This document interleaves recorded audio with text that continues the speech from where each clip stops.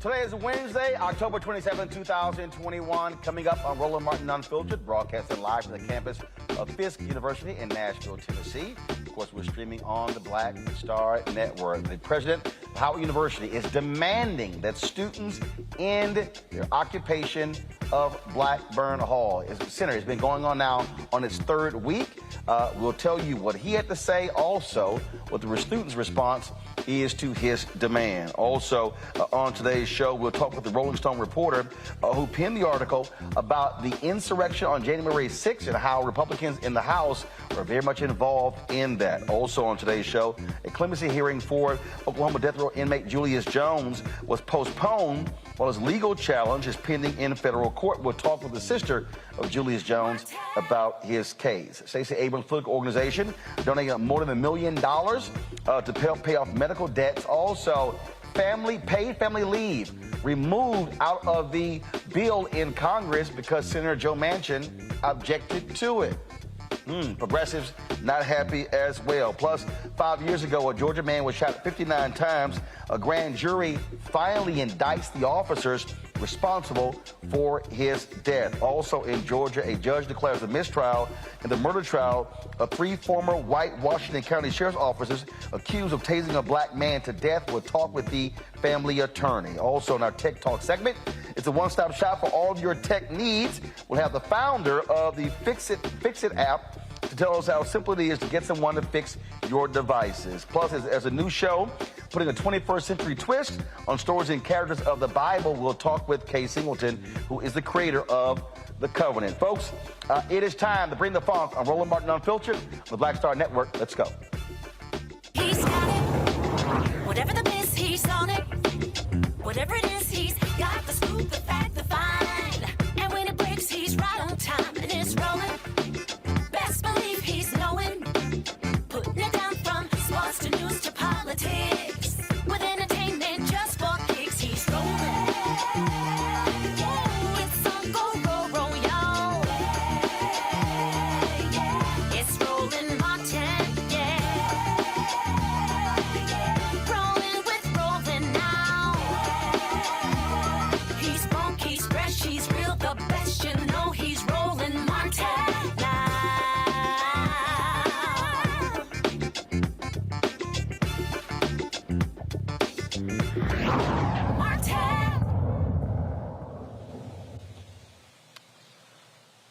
The protest at Howard University's Blackburn Center now in its third week. Students have been occupying the center, also living in there, sleeping in tents on the inside as well of Blackburn Center.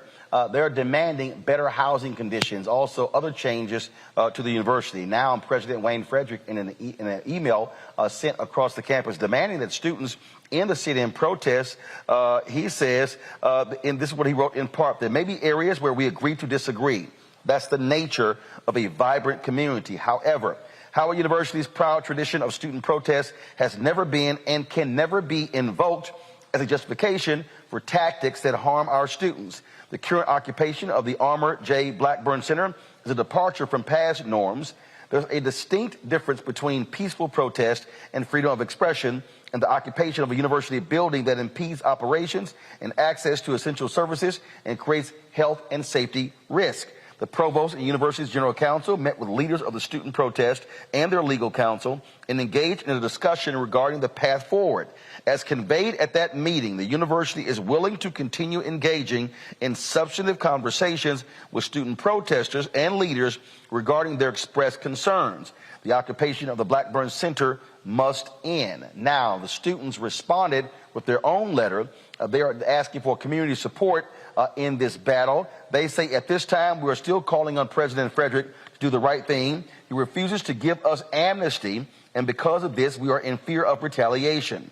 We're asking parents, alumni, faculty, the media, community, and national leaders to make sure students who have participated in this protest for the betterment of Howard University are protected and respected, not harmed. We want amnesty and honest negotiations, not retaliation.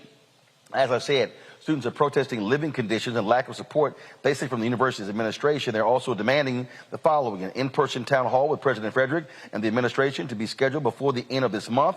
The students want the reinstatement of all affiliate trustee positions on the Board of Trustees with voting power, and they want the president and chairman of the board to propose a meeting with student leadership outlining their housing plan to protect the incoming classes of Howard's immediate future. Now, again, they occupied the university's largest cafeteria and home of Student Life office since October 12th. On Monday, we talked to university leaders and students involved in the protest. Of course, this is, again, continuing, and they're getting support from different people around the country. I saw it before we came on the air. Cliff Albright, co-founder of Black Voters Matter, sent out a tweet calling for the support of these students. Let's talk this with our panel. Robert Patillo, he is the executive director of the Rainbow Push Coalition Peachtree Street Project. Xavier Pope, host of Suit Up, news owner of the Pope Law Firm, Law and Victoria Burke, writer with NNPA and The Griot. Okay, all right, glad to have all three of you here. Lauren, when you look at what's going on there, you look at the people who have actually gone by there, again, offering their support to these students. The university, again, Frederick comes out making his comment for the first time.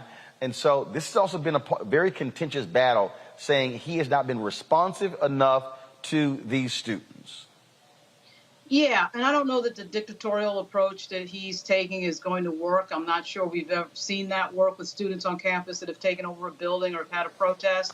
And talking to the students for the Griot, a piece I did for the Griot maybe about 2 weeks ago, they were talking about retaliation at that time. The students were very reluctant to speak and use their names. They had referred to instances of retaliation that they had undergone. I'm not sure why it's that difficult to have a town hall with students. You know, I mean, we have presidents of the United States that have town halls on national media all the time. Why can't the president of Howard University have a town hall with his students?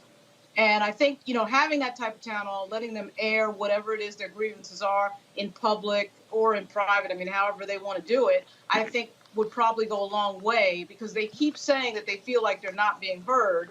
And quite frankly, I don't see any evidence that they are being heard. I mean, I'm not seeing anything where the president is having meetings either with a smaller group of students directly or a large group of students at a town hall. So, I mean, I know that it's not easy to get publicly criticized. It's not easy to be criticized in the media. It's not easy to run a college or university in this moment when we had COVID and all these other difficulties that higher ed administrators have. So I'm not saying that Dr. Frederick's job is easy. It's not a job I've ever done, so I can't speak to some of the complications that I'm sure he has. But I'm not seeing a lot of outreach and a lot of basic communication that I think would take a lot of the pressure off. And frankly, I think this moment is happening because they're embarrassed, and they've been embarrassed in the media, and the story is starting to go more national. Robert, somebody sent me a tweet, and I commented about this, and I actually said that I am more than willing to moderate that town hall for us to also stream it on Roland Martin Unfiltered and the Black Star Network. That way you sort of have someone, look, I didn't graduate from Howard University. I have a niece who goes there, but I don't have any relationship with them.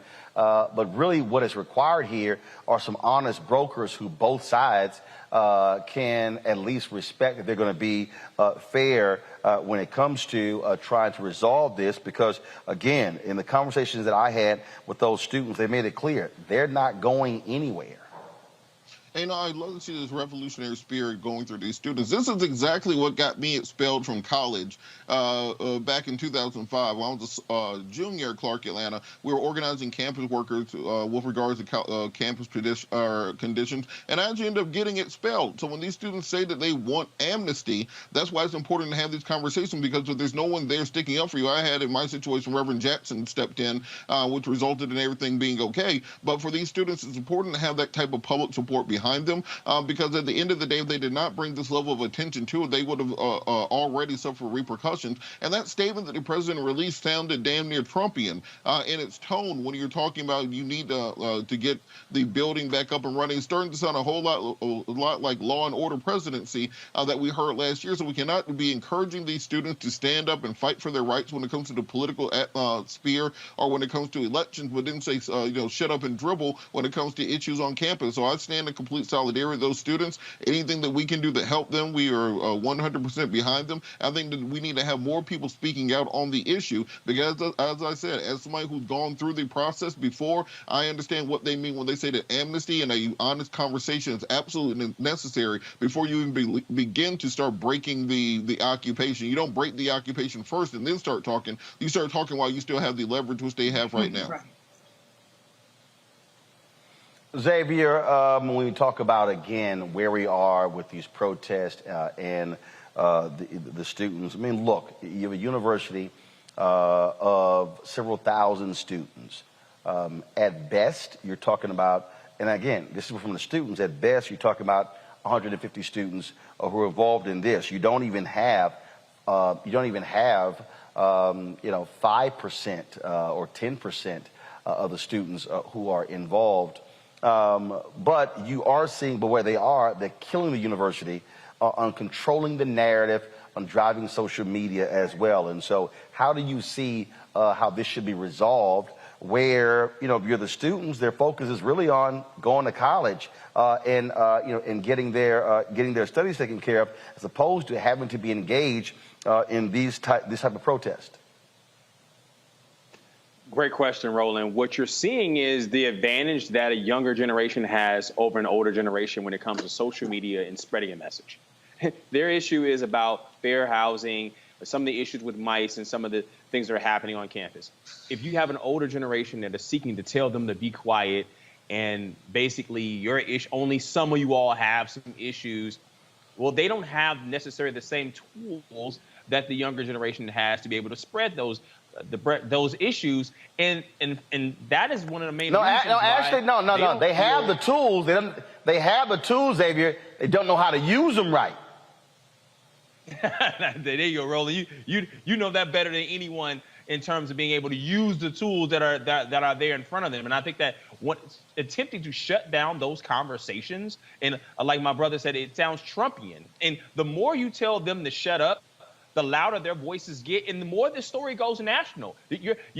I know it may be a small amount of students, but if no student on your campus feels comfortable where they are living to be able to get a decent education, then no student is getting a good education on that campus.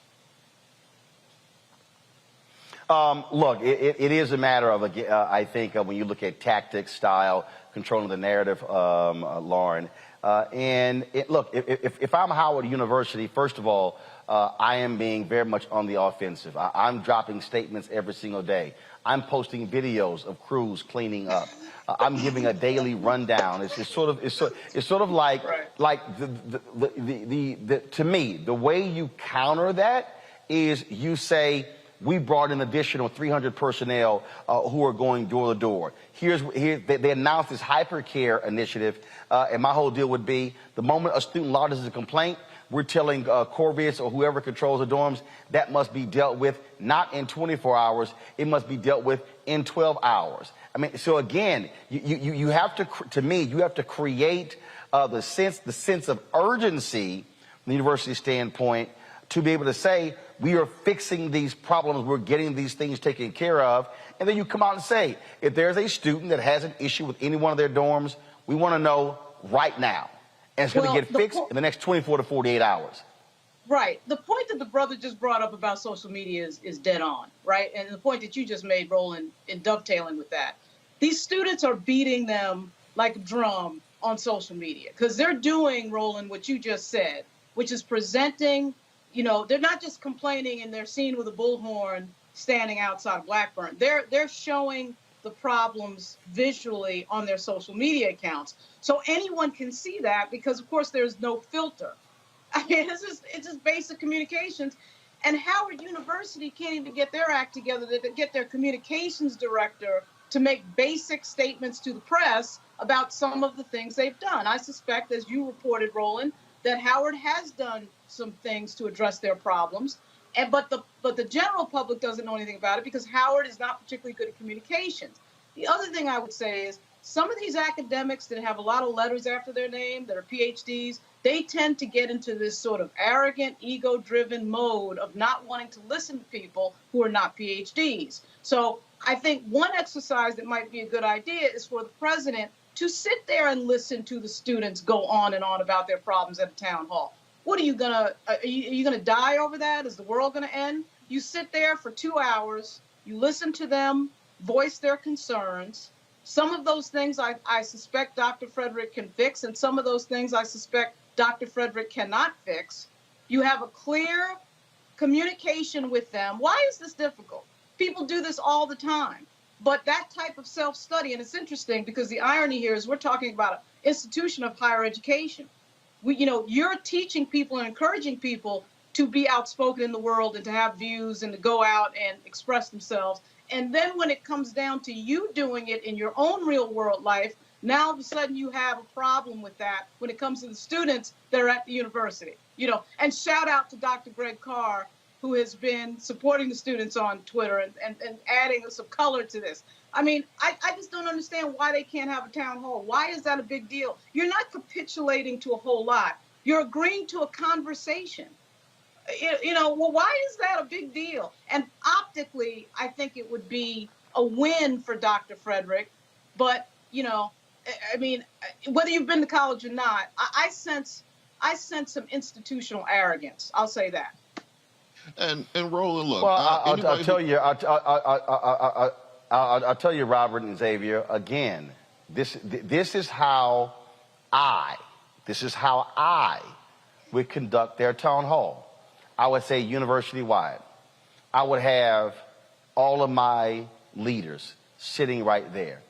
And when a student says, hey, here's an issue, I would then go, so-and-so, write that down. See, not even wait. No. You come, give them your information right now, look into it. See, again, that's how I'm handling town hall. See, I'm not even sitting here getting into a debate, a conversation, into an argument. Now, if somebody says something that's demonstrably false, then I think you correct it. You allow them to vent, and you simply say, that's who's going to be taken care of. And so then what you're doing is you're showing transparency and public accountability, saying, this is the person who's going to handle that issue. Oh, that's an academic issue? This is that person. That's a financial aid issue? That's that person. That's a housing issue? That's that person. And then what you do is you tell those companies that have the housing contracts, all of your top executives must be at this town hall. That is how you do it. Yeah. But Roland, I think better get rolling on the phone. You get to that, Yeah, I think even before you even get to that point, however, what's so hard about saying these students will have amnesty? That they will not be prosecuted, they will not be negatively impacted academically, they will not be expelled as a result of this. You can do that right now. Before you even have the town hall, before you do anything else, you can send out a tweet right now saying these students will be protected from any kind of reprisal as a result of their protests. As somebody who's been through it, I can tell you that's very important when you're trying to explain on a law school application why you got expelled from a university. So these kids' futures are on the line. And I think that that's something they can do right now before you even get to the optics of the town hall, to the optics of trying to control the narrative on what's going on with students, to the social media lapses. You know, it's almost like an 80s movie where you have the students who are protesting the overbearing dean or whatever it is. You never beat the students. The students always win. So I think the university has to understand that they're going to, unless you want to alienate what finances your university existing, without students, you do not have a university. I think unless they want to find themselves in that situation, they will come to the table and capitulate to much of what the students are asking for, and that begins with telling these students they will have amnesty, they will not face any consequences for exercising their rights and actually pushing for the change. We tell them they're going to college to learn how to change the world, and you cannot punish them for doing so. Xavier? Yeah, the more this becomes a bigger issue, Roland, the more this becomes a tool for the right. I mean, we all know that Kamala Harris went to Howard University. I mean, you're setting yourself up for even more damage that are ancillary to the debating issues that are being brought for a small number of students. So you want to be able to get the issues out there, get someone out there to be able to hear those issues and move past this issue. All right, folks, got to go to a break. We come back, more on Roland Martin Unfiltered. We talk about the case of Julius Jones out of Oklahoma. That clemency hearing has been postponed. Also, paid family leave apparently is out of the bill on Congress because Senator Joe Manchin doesn't want it in at all. You look at social media right now, progressives are pissed. A lot of us to discuss right here as we broadcast live from the campus of Fisk University, Jubilee Hall here in Nashville, Tennessee. We'll be back on Roland Martin Unfiltered and the Black Star Network.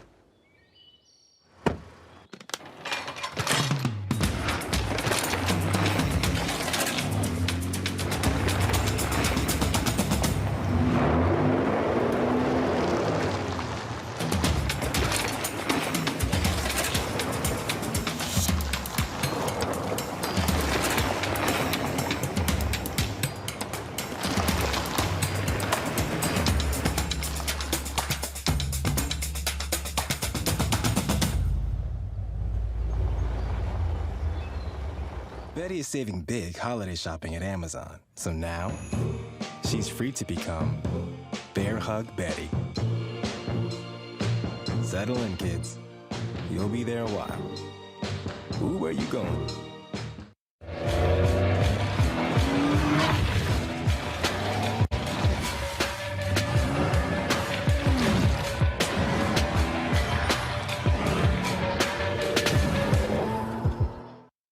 Hi, everybody. This is Jonathan Nelson. Hi, this is Cheryl Lee Ralph, and you are watching Roland Martin Unfiltered.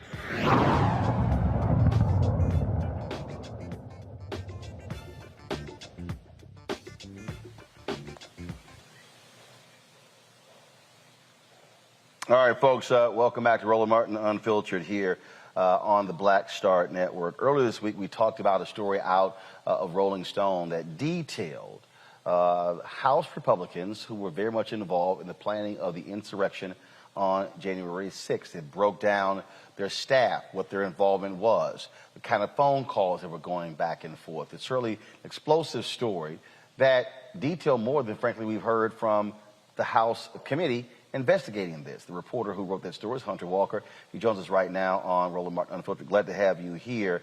It's interesting, Hunter. I saw Eric Erickson, who's a conservative, He tweeted earlier today, critical of media coverage of January 6th.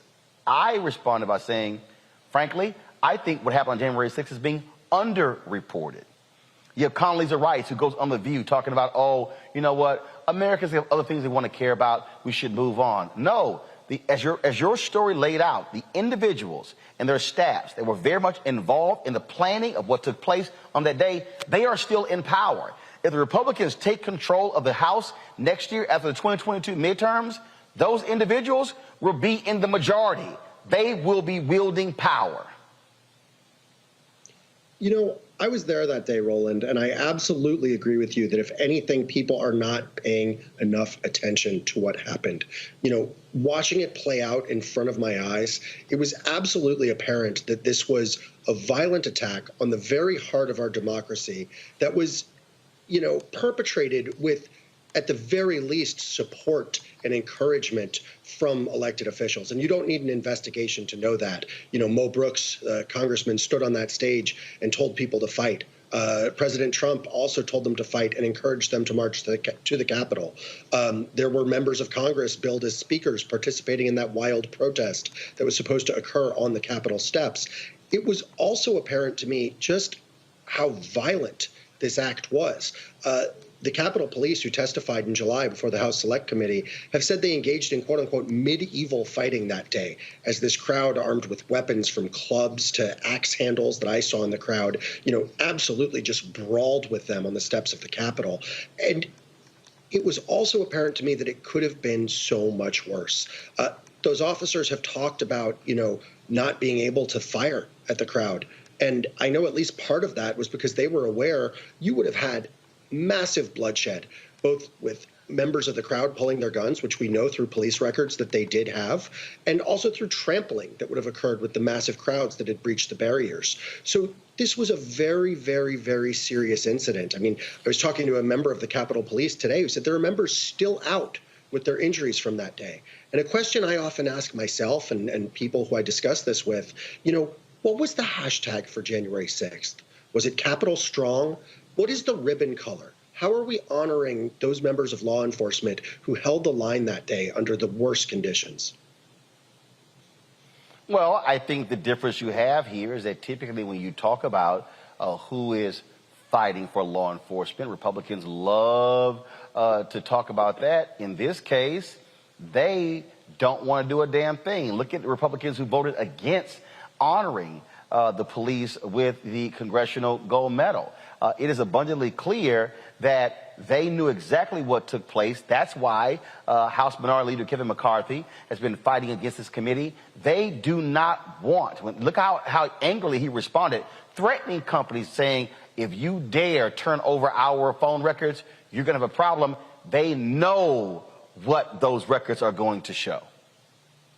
And it's been interesting to watch the feedback through my story. You know, I had Congressman Louis Gohmert of Texas, one of the members who I named as being, you know, allegedly involved in planning out these rallies. You know, today he was taking issue with the fact that in one of my emails to him, I accidentally wrote she instead of he at one point. And he was, you know, mocking the story as quote unquote vague gossip. And he never answered that email. And on Twitter today, he never answered any of my questions about what his specific objections are there.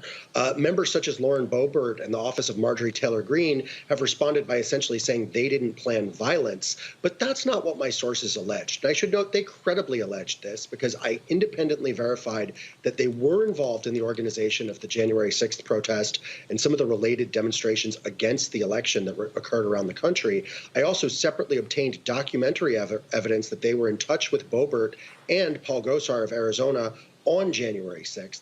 And their allegation was not, you know, necessarily that these members, you know, specifically called for violence. What these members did was participate in quote unquote dozens of planning briefings with organizers where they strategized how to object to the election, both on the House floor and through these protests that occurred around the country, which were designed to pressure key senators to join them so they could have an official objection on the House floor. So they were directly involved in that strategizing, which frankly, Green and others have almost seemed to admit in their statements. But in the case of Paul Gosar, according to my sources, who again were in touch with him that day, unquestionably, he went a step further, allegedly. And they claim that he and members of his staff dangled a quote-unquote blanket pardon that he said implied he'd discussed personally with Donald Trump as an encouragement to get them to host these events. And overall, they described all of this as sort of creating the condition for violence because you had people who were very angry. You had a substantial militia presence. And somewhere along the line, and I think it's key for the investigation to figure out who, how, and where, this went from a planned sort of road show to go along with objections on the House floor and turned into a march on the Capitol. We already know that one key figure in that is President Trump, who encouraged the crowd to make that march while he was on the stage. My sources described being livid and literally cursing when they realized that's what he was doing, because as far as they knew, that wasn't part of the plan. But they also implicated Mark Meadows, the White House chief of staff. And they said that, concerns were raised to him about this quote unquote wild protest that far-right activist Ali Alexandra was holding at the Capitol. And they say the concern was that the people were too angry, as my source said, quote, they weren't there to sing Kumbaya, and bringing them right to the side of the Capitol when they were fixated on the certification taking place on the House floor was reckless, in even the view of some people who partook in planning these events. Before I go to my panel with questions, Mo Brooks, why in the hell are you wearing body armor if the goal wasn't violence? And, before we go to the panel with questions. Go ahead. No, I was just going to say, before we go to the panel with questions, if we're talking about wardrobe, Roland, I just want you to know this is my Yankee baseball collection back here. Sorry, I got the wrong hand. That's a team that won a couple real championships without trash cans. I just got to specify that. I'm sorry. Yeah, and y'all got that ass whooped this year and last year and the year before that. So I understand how rough it is to be a Yankees fan, to spend all that money, and you can't even get out of the first round. I understand. It's all good. Let's go to my panel with questions. Ralph Patillo, you first. Well, I think it's very interesting the way the Republicans have decided to downplay the very nature of the insurrection on January the 6th, particularly when put in the historical context of angry mobs overthrowing governments in any of those democracies. But what exactly can be done to members of Congress who are found to have been complicit or who have been found to have, as Mo Brooks may have, specifically planned violence against their coworkers? What exactly can Congress do in order to punish them? Well, first off, I think you're making an extremely important point. The historical analogs that we have for, a ransacking of a government building, particularly, in an effort to block or overturn an election, they are all extremely dark. And part of the reason I'm so adamant about continuing to investigate this, but also, keeping the focus on it, encouraging people to pay more attention, is I truly fear that if we ignore the fact that we've now not had a peaceful transfer of power, we've now had an authoritarian attack on the Capitol, this can only metastasize within the society. Now, in terms of, repercussions, frankly, Merrick Garland holds a lot of the cards here. And my understanding from talking, an important thing to understand is there are two parallel investigations right now. There is this House Select Committee investigation, and there's also the DOJ investigation being led by the FBI. Now, the DOJ investigation is the largest in the Bureau's history. Sources familiar with it have told me that they're really taking a traditional criminal investigation approach. And that means, sort of operating with the target being a pyramid, and they're starting from the bottom and going up from there. And right now, that means arrests of the people who actually entered the building. It's not clear how far up that pyramid the FBI will get or how long that will take. So, these questions of what was the White House's involvement, what was member of Congress's involvement, what was the involvement of members of Congress, it's not clear the FBI will get there or how long it will take. The House Select Committee is essentially taking the opposite approach and looking at the higher level organization. However, they do not have criminal authority. And as we saw when Steve Bannon tried to defy their subpoena, what they can do is make criminal referrals to the DOJ. So when it comes to members of Congress, my understanding from sources is if they do find what they believe is criminality, such as, for example, in that pardon allegation, they would likely refer that matter also to the DOJ, just because they would prefer a nonpartisan body with criminal authority to investigate it. If they see that the DOJ is not acting or not acting quickly enough and they want to take action against members of Congress, frankly, the options are pretty weak. They begin with a reprimand, which is essentially a strongly worded letter. They then go to a censure, which is, I guess, a louder, strongly worded letter. Then they involve stripping someone of committees. That's already happened to Marjorie Taylor Greene, so that couldn't happen to her again. The last step is expulsion from Congress. And since my story was published, many Democrats have called for this for some of the people I named. However, expelling them would require the support of 2/3 of the House. So there's no way they can do that with Republicans. And as you just pointed out, Republicans have really been focused on downplaying this, protecting their allies, and trying to move on.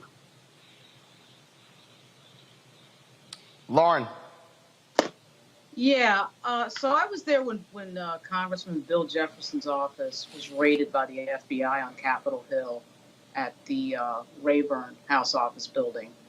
I was there when Charlie Rangel was censured for some obscure tax thing that nobody can explain. And, you know, my boyfriend of a long time is a U.S. Capitol Police officer. He's on Senate chambers. And this was, to say a scary thing would be a very, you know, would put it mildly. I've worked in the Capitol, and I am having a great deal of trouble figuring out, after reading your piece, Hunter, and after seeing so many other things, particularly from the right on Back of the Blue and all this other nonsense. My father was also a law enforcement officer.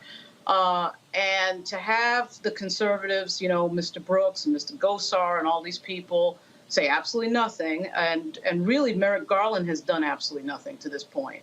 I mean, we've seen members of Congress get indicted. We've seen them get arrested. We had a member get indicted last week for lying to the FBI, right? So I don't understand what the problem with, when did sedition suddenly become legal?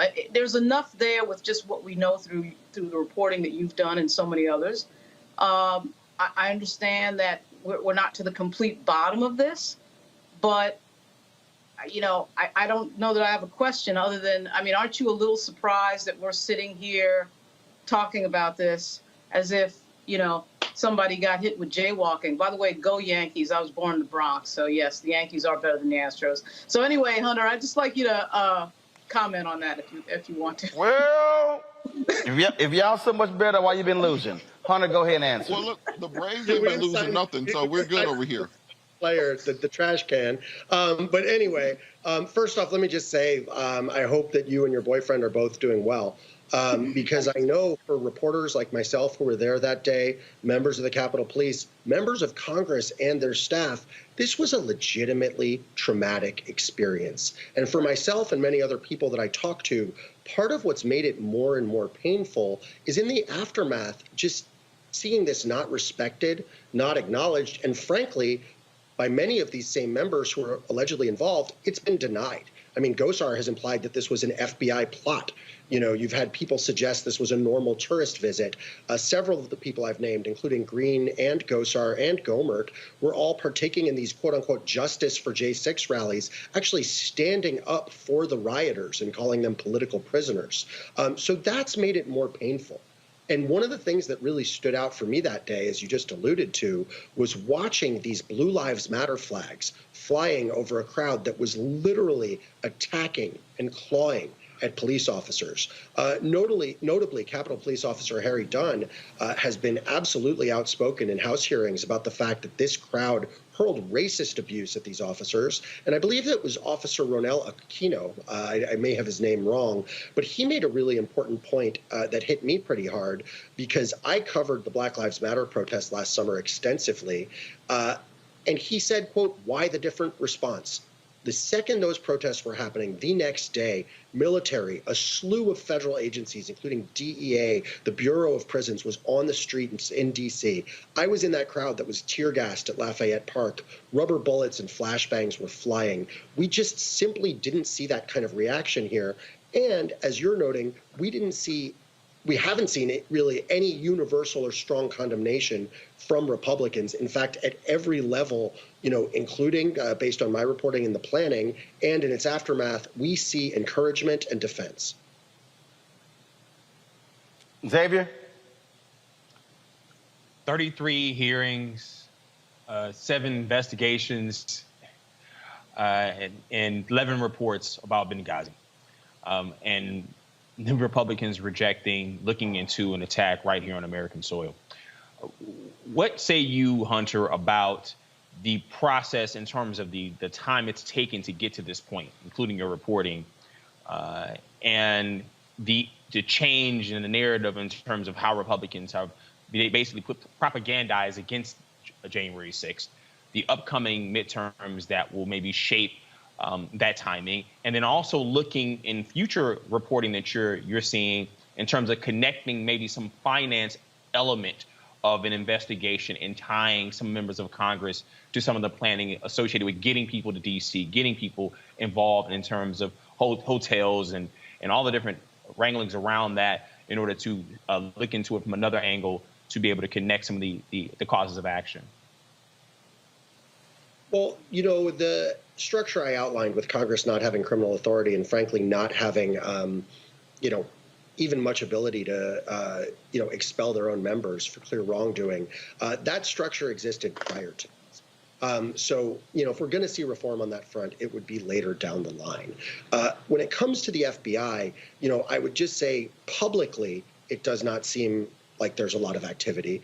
Privately, I do know they were talking about that sort of top-down structure, bottom-up structure, not focusing on the organizers. It's unclear if after some of these revelations that we're seeing from my own reporting from the committee, whether or not that's going to change and whether we will see the DOJ take more aggressive action. I know, from talking to members of the committee, talking to sources familiar, as I alluded to earlier, many of them were personally deeply affected by what happened that day.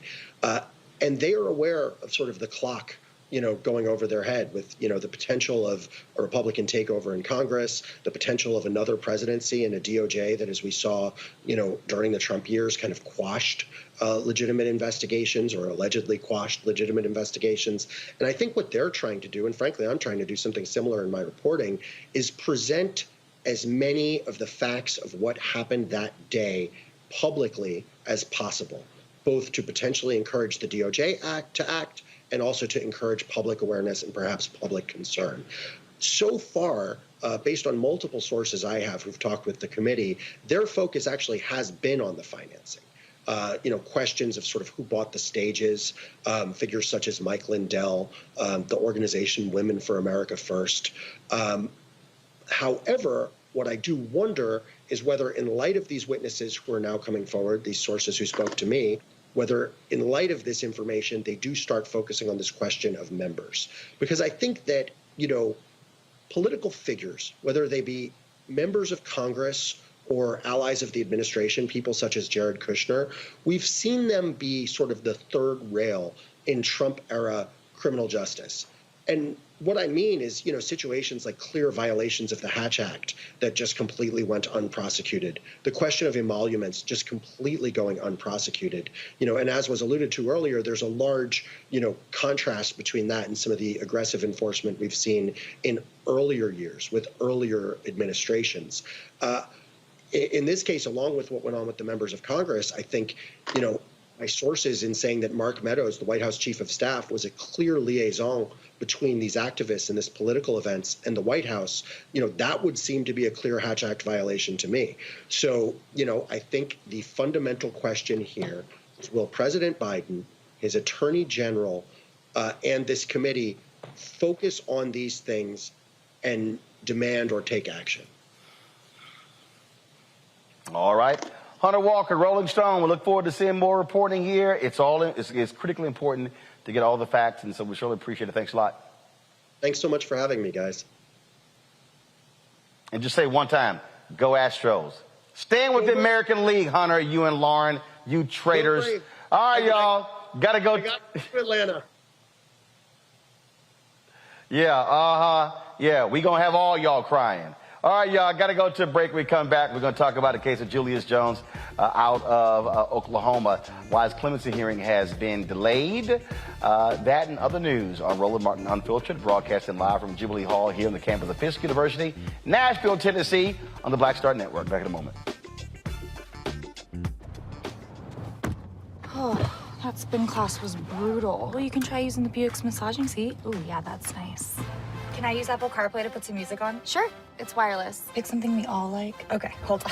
What's your Buick's Wi-Fi password? Buick Envision 2021. Oh, you should pick something stronger. That's really predictable. That's a really tight spot. Don't worry, I used to hate parallel parking. Me too. Hey. Really outdid yourself. Yes, we did. The all-new Buick Envision, an SUV built around you, all of you. Once upon a time, there lived a princess with really long hair who was waiting for a prince to come save her. But really, who has time for that? Let's go. Feeling myself. I'm feeling She ordered herself a ladder with Prime one-day delivery, and she was out of there. I want some hood girls looking back at it and a good girl in my tax bracket. Now, her hairdressing empire is killing it. And the prince, well, who cares? Prime changes everything. But I'm back at it and I'm feeling myself. Hi, I'm Eric Nolan. I'm Shantae Moore. Hi, my name is LaToya Luckett, and you're watching Roland Martin Unfiltered.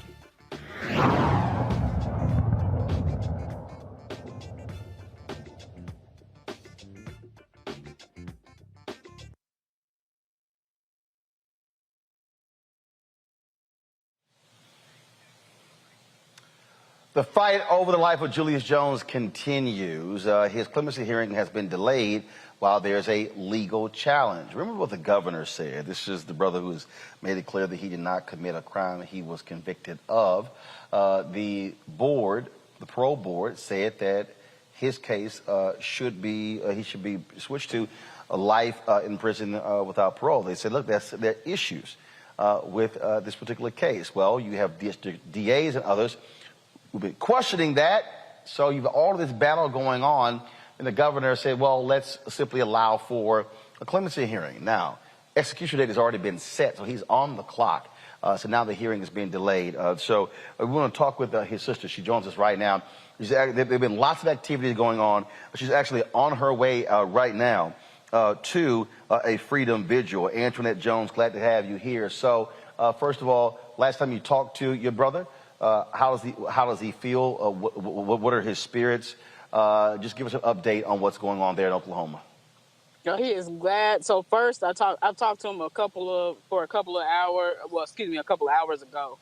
He is glad for the stay of executions. He's glad that Mr. John Grant is not going to be executed so far that we know of tomorrow.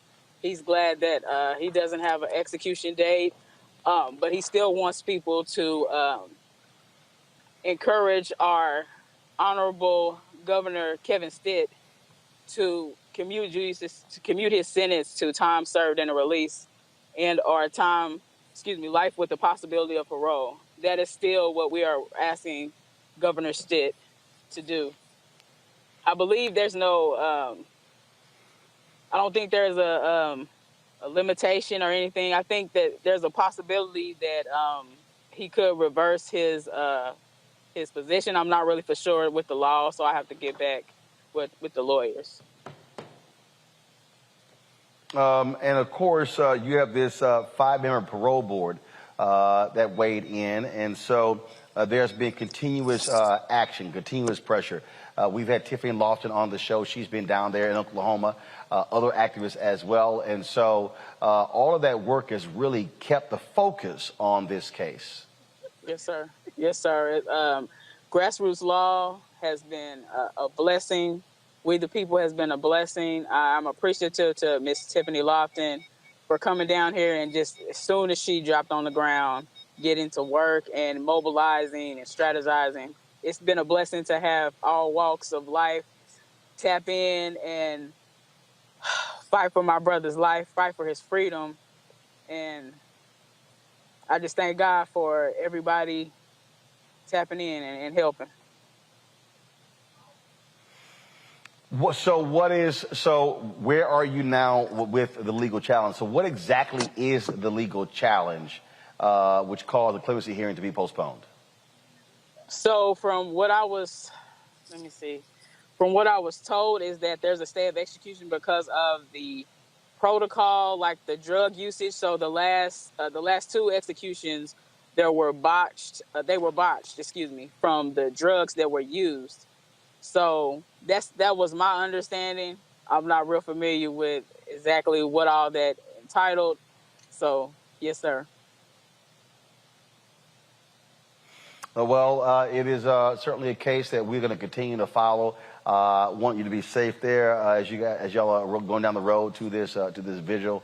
Again, we will stay focused and continue to support this case and keep bringing in people and making them aware of what's going on there in the state of Oklahoma regarding the Julius Jones case. Yes, sir. Thank you. All right. Appreciate it. Thank you so very much. All right. Let's talk about, folks, what's happening in Capitol Hill in the nation's capital. This economic bill, this reconciliation bill, they've been going back and forth. You've got Democrats, Kristen Sinema and Joe Manchin. They are saying no more than Republicans. Now we are hearing that Senator Joe Manchin has completely objected to any paid family leave, and therefore that has been dropped from the bill. Progressives are blasting this decision all on social media. Lauren, here's a guy who is from one of the brokest, sickest, poorest, most illiterate states in the country, and you swear he thinks he's representing billionaires and millionaires. Well, maybe he is, but they don't live in West Virginia. Right. And he's only representing like 0.5% of the population of the United States. And frankly, I just think that some of this is the result. Yes, it is Manchin. It is his fault. We should focus on him. And there's no doubt about the fact that he has created this situation. But somebody's got to get gangster at the White House. And if it's not going to be the president, it's got to be somebody else. Obviously, it's not going to be the president. I think part of what we're seeing is that these people are friends. They've served together in Congress. Schumer, we had this little silly back and forth in the media about how Manchin was saying that he and Schumer had this relationship like they were like brothers, and sometimes it gets loud. These people are friends. They're friends with each other. And most of them, particularly in the United States Senate, are millionaires. So I don't think that they have the sense of urgency that the average American has when these things happen. Even in the midst of a global pandemic that has taken the lives of over 700,000 Americans, if they don't have the sense of urgency now, when are they going to have it? When could it possibly be more urgent than what we've seen over the last year? So once again, I do think that you teach people how to treat you. People get away with what you allow them to get away with. They've allowed Kirsten Sinema, who's a relatively junior senator, and Joe Manchin to run the table.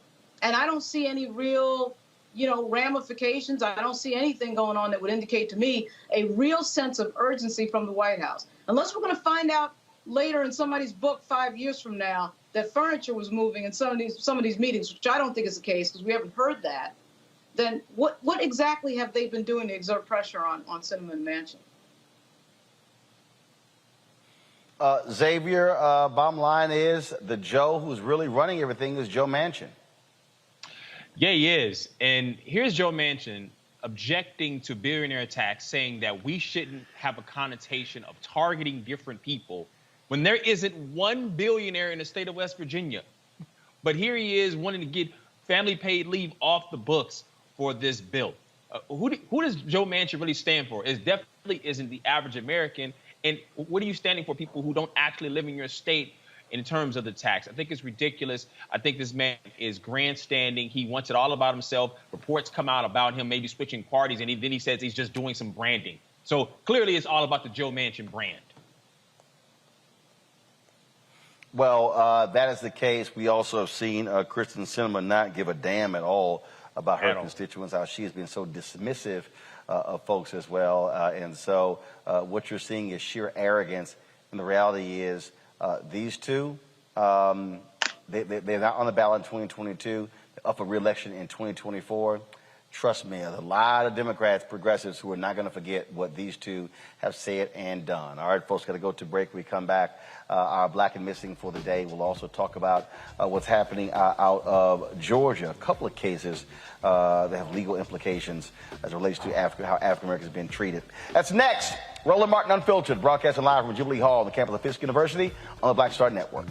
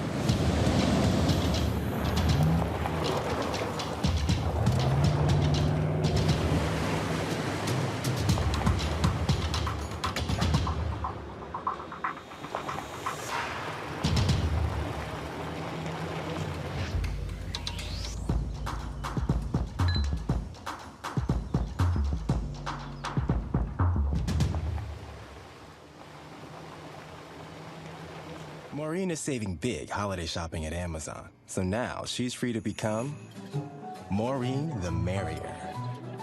Food is her love language, and she really loves her grandson. Like, really loves.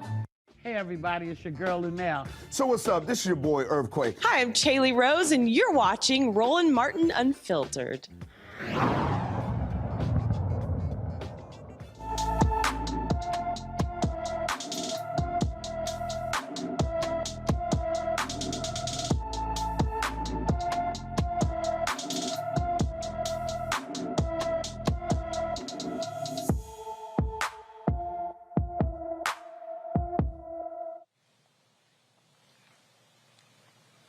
14-year-old Shantarika Robinson Pike was last seen in Chicago, Illinois on July 30th, 2021.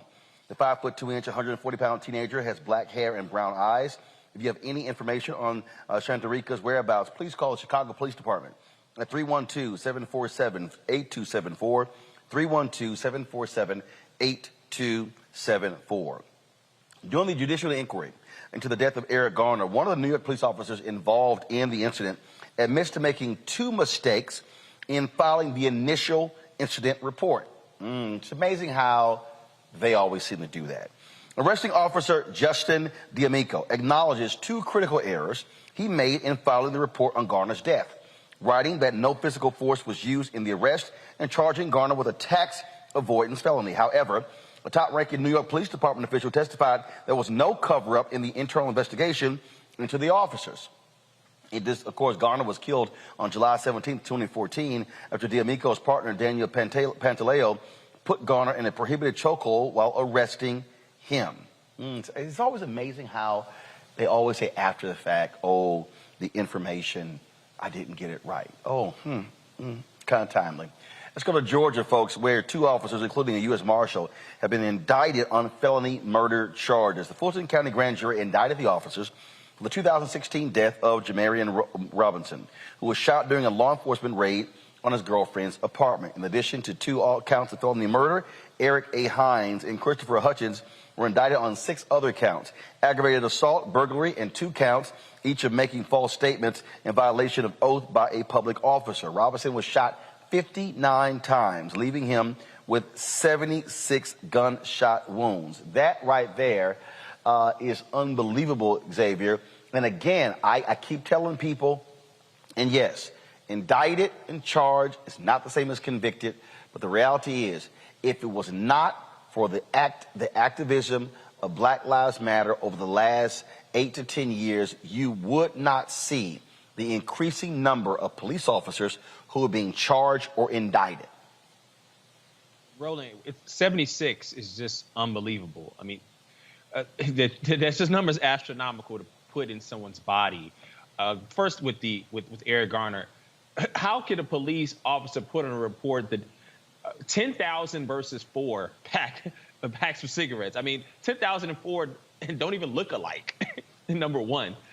In terms of, and what we're seeing is increasingly the lying that is on the paperwork to be able to do this is because they're allowed to do it. No one is holding them accountable for this. And only through activism are these records are becoming public knowledge. And I know that there's nothing that can be done with this inquiry in New York, but it still puts pressure and it still puts something on public record for something to be done in the future. And so that's the most important thing there. The ball is still being moved forward. I know people want more action, but there's something being done. Then also, it's really important that there's a focus on qualified immunity and things of that nature, but there really has to be a change in our laws that really focuses on the standard of conduct for police officers. And if you violate that certain standard of conduct, then it becomes criminal. We really have to put pressure on making sure that's the law that changes instead of relying on what the laws exist we are currently.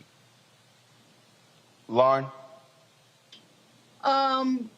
You know, as the kid of somebody who was a member of the NYPD, I would say that the culture is that of not wanting to be questioned and really, you know, just running the table on everything. So when you see this sort of impunity in paperwork, well, you know, we see this, the things that are written down in paperwork and nobody pays any price for it. Obviously, that's part of the culture, unfortunately, of lack of accountability. A lot of these big city police departments feel like they are above being questioned. And you're right, Black Lives Matter did change the calculus, at least opened the door to being questioned. I mean, it's still a very rare thing that a law enforcement officer is prosecuted for anything that happens while he's on duty, while he or she is on duty. But you can see that at least we're questioning these things. At least, you know, we're looking into these things. And I'm not sure why the profession of law enforcement is so sensitive about these issues, because everyone understands that these jobs are complex. It's a tough job. I actually think what's at the root of a lot of these problems is that we ask our police to do too much. We have no policy really for mental illness in terms of handling people who are mentally ill. We expect the cops to handle everything, literally everything. And the profession of law enforcement needs to be, I think, a little bit more aggressive about trying to figure out how to get out of some of these calls that they are involved in that really don't require somebody with a firearm. So there's that. And I just also think, too, that the National Fraternal Order of Police misses the boat every time on issues around gun control. You know, they're the ones that are at risk when we allow people to have any gun they want, anytime, any place, particularly in certain states. And they're the ones at risk, and yet they don't say anything when the issue of gun control comes up. So, you know, I don't get a lot of what goes on with leadership in these police departments, because I do think that there are a lot of issues that they could really make better for themselves and society at large, and they choose not to do that. And we see the results. Let's talk about this case out of Georgia, where a Georgia judge declares a mistrial in the murder trial of 3 Washington County Sheriff's officers accused of tasing a black man to death. The jury could not reach a unanimous verdict on whether Henry Lee Copeland, Rhett Scott, and Michael Howell were guilty of felony murder, involuntary manslaughter, false imprisonment, and aggravated assault charges related to the death of Uri Martin. The trio tased Martin 15 times in 4 minutes after Martin refused to stop for them while walking to visit relatives on July 17, 2017. The defendants remain free on bond while prosecutors decide if they will retry the case. Man, do we have the family attorney ready, folks? I'm here. Joining me now is Moolee Davis and Francis Johnson, the Martin family attorneys. Glad to have both of you here. For those who don't know, he was walking. They stopped him because was he committing a crime? Why was he even stopped? There is no legal basis for him to have been stopped. He was literally walking from a town called Milledgeville to Sandersville. And at the time, he was in a small town called Deep Step, which is in between Milledgeville and Sandersville. just merely walking down the street. This is an incident of a black man being killed by law enforcement for walking while black. Period, point blank. There is nothing more to it. This is in July. He asked one resident for some water. That resident shooed him away, said no. He kept walking. So he didn't violate any law. But these officers, as so many have and continue to do, feel like they have this right over black bodies to be able to do what they will to our bodies, to our people. And that's what we're up against, not just in Sandersville, Georgia, but really all over the country as we continue to see black men and women and children brutalized by law enforcement. Jury did not come to a conclusion here. First of all, 3 white sheriff's officers. What's the makeup of this jury? The makeup was about half and half. One of the things that disturbed us, Roland, was that they... First of all, when you say half and half what? Black and white. So there were... Got it. Yeah, they had 14 with 2 alternates, 7 black, 7 white. One of the issues was that during the course of the trial, they discovered that a distant relative, but a relative of one of the defendants, was on the jury, and they didn't excuse him. And how he didn't realize that this was one of his relatives during jury selection still baffles and befuddles all of us. But yet and still, once he disclosed that he was a relative of one of the defendants, we believe that he should have been dismissed. The law didn't require it, but we thought that when you're seeking justice and truth in a very volatile kind of situation such as this, you should make sure that the community feels as though this was done fairly, and the community does not feel that way as it relates to this juror being left on this jury. Man, this is certainly. First of all, it was revealed and he was left on. Was the judge asleep? No, it was. He came to the judge. He said, "Our cousins or our grandfathers were cousins," and I realized that we're related.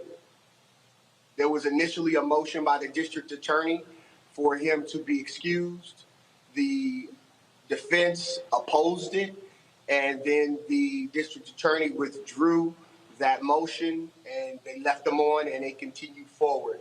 And they deliberated. They started Friday deliberating, and then, on yesterday, the judge declared it a mistrial. They indicated that they were just deadlocked, and there was no hope of a unanimous decision either way. And we don't know what the split was for conviction versus acquittal, but this was just, again, traumatizing for the family to watch and have to hear Mr. Martin begging for his life and begging them to stop as they jolted him with 50,000 volts of electricity 15 times in less than 5 minutes. And then they left him and didn't perform CPR on him.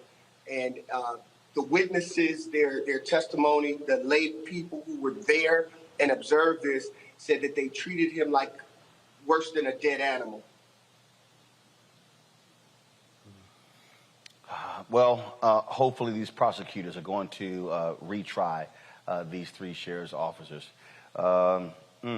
Sad. Attorney Davis, we surely appreciate it. Thanks a lot. We appreciate you. We appreciate you all focus some attention down here, and really hope that we can finish his march from Milledgeville to Sandersville, because he should, and we all should be able to walk where we want without the threat of violence by police or others. So thank you. Certainly agree with that. Thank you so very much. Going to a break. We come back. We'll give you an update on the Ahmaud Arbery case and cover some other news right here on Roland Martin Unfiltered on the Black Star Network. Oh, That spin class was brutal. Well, you can try using the Buick's massaging seat. Ooh, yeah, that's nice. Can I use Apple CarPlay to put some music on? Sure, it's wireless. Pick something we all like. Okay, hold on. What's your Buick's Wi-Fi password? Buick Envision 2021. Oh, you should pick something stronger. That's really predictable. That's a really tight spot. Don't worry, I used to hate parallel parking. Me too. Hey. Really outdid yourself. Yes, we did. The all-new Buick Envision, an SUV built around you, all of you. Once upon a time, there lived a princess with really long hair who was waiting for a prince to come save her. But really, who has time for that? Let's go. Feeling myself. I'm feeling She ordered herself a ladder with Prime one-day delivery, and she was out of there. I want some hood girls looking back at it and a good girl in my tax bracket. Now, her hairdressing empire is killing it. And the prince, well, who cares? Prime changes everything. But I'm back at it and I'm feeling myself. Hi, I'm BB Winans. Hey, I'm Donnie Simpson. What's up? I'm Lance Gross, and you're watching Roland Martin Unfiltered.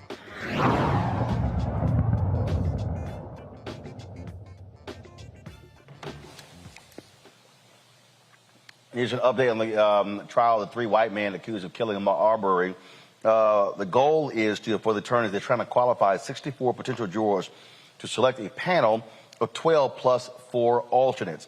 Today, around 40 people have been qualified to advance since jury selection began a week ago. The defendants, Gregory and Travis McMichael and William Bryan Jr., they're charged with murder, aggravated assault, and false imprisonment and criminal attempt to commit false imprisonment. Of course, remember, they chased and murdered Arbery on February 23, 2020, while he was jogging in a South Georgia neighborhood. And so we're going to keep telling you exactly what's going on there as well. Let's talk about, I want to come back to Capitol Hill, talk about this here, and that is this scramble to reach an agreement on the infrastructure bill of President Joe Biden. Earlier, we talked about paid family leave being pulled out. Now this whole debate over this billionaires tax. Democrats wanted to do that to pay for the stimulus package. It was proposed by Oregon Senator Ron Wyden. The billionaire tax will only apply to people with at least $1 billion in assets or $100 million in income for 3 consecutive years. According to experts, that's roughly 700 taxpayers. Yet you have folks like Elon Musk, who made $36 million just the other day, whining and complaining, oh, how unfair it is. I'm trying to understand, if you're a billionaire, trust me, you ain't got money problems, Lauren. No, I mean, that's true.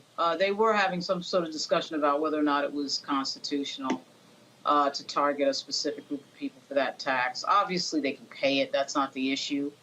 You know, it's hard to argue. I mean, this idea that you're going to be pro-billionaire, billionaire with a B, and have Mitt Romney come running out to defend them. You know, if you tax them too much, they'll, you know, it won't trickle down right, whatever. I mean, no argument that you can come up with sounds sane in a nation where we have a wide income inequality gap.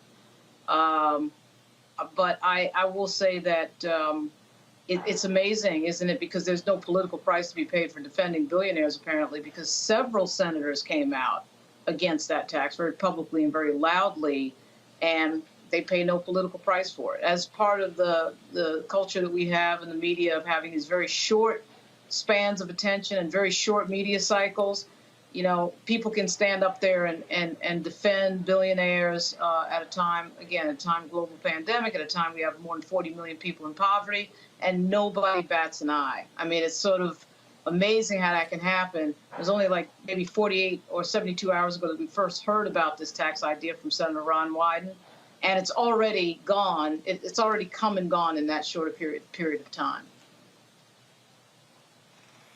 It's crazy to see the negotiations going on Capitol Hill, Xavier. And if people want to see how the rich are easily protected by Congress, they're getting all they need to know right now.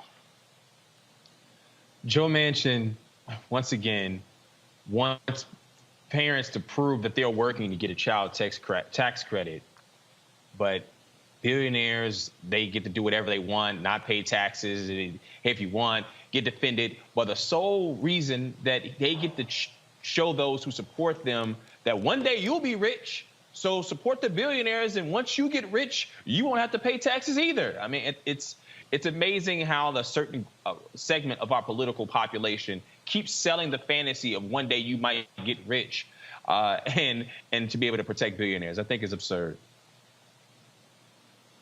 It is certainly that.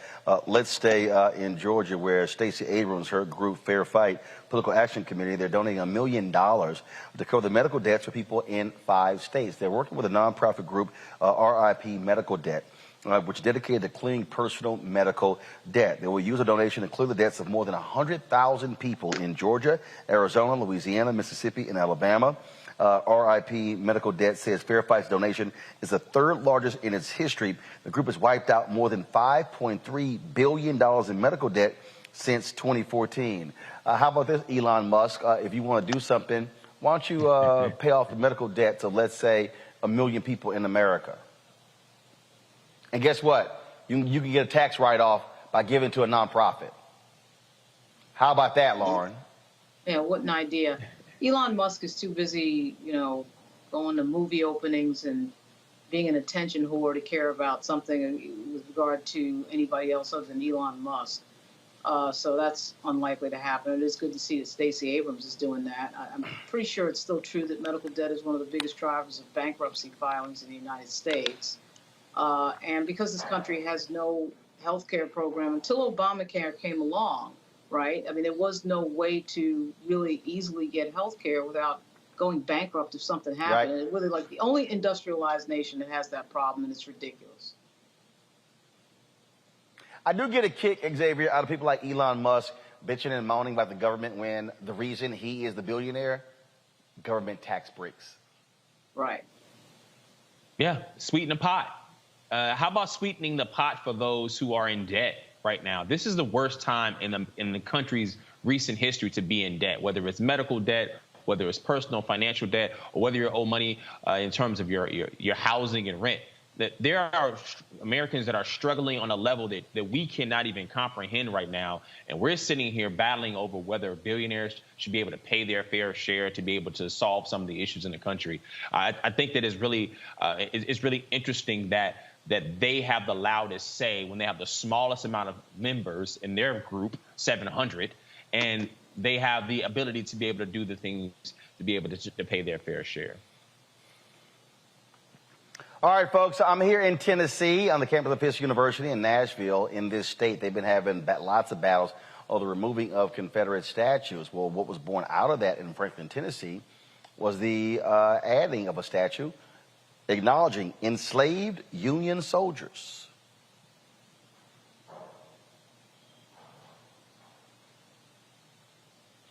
Let's see there, Franklin unveiled the March to Freedom statue honoring the men who served in the United States Colored Troops, the segregated unit of the Union Army during the Civil War. A Confederate statue stands in the middle of the town square. Instead of taking it down, an agreement was reached to create a new historical marker to tell a fuller story of the Civil War, one that included the horrors of slavery and the black people who fought to end it. Boy, but isn't it amazing these people still want to keep their Confederate statues because, oh my goodness, Lauren, what more can we do than to hurt the feelings of the white people who fought to ensure the three of us could never be able to have this conversation free?